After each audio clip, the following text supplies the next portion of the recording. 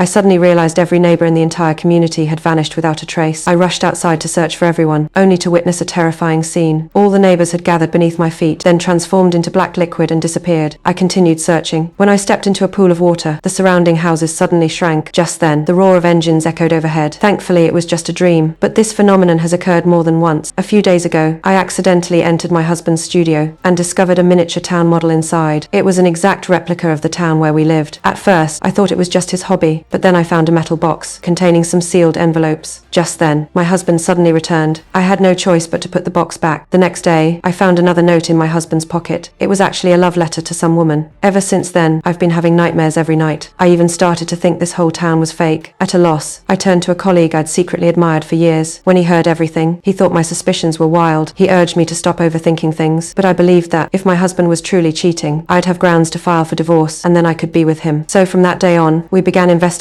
my husband. Late one night, my colleague and I quietly slipped into his company. I discovered photos of an unfamiliar woman, which only reinforced my suspicions. Still, I needed more concrete evidence to file for divorce. One day, my husband suddenly announced a business trip. My colleague and I prearranged our plan. While he was staying at the hotel, I had my colleague pretend to bump into him and stall him, giving me time to sneak into his hotel room to search for proof. My efforts paid off. I found a pair of handcuffs.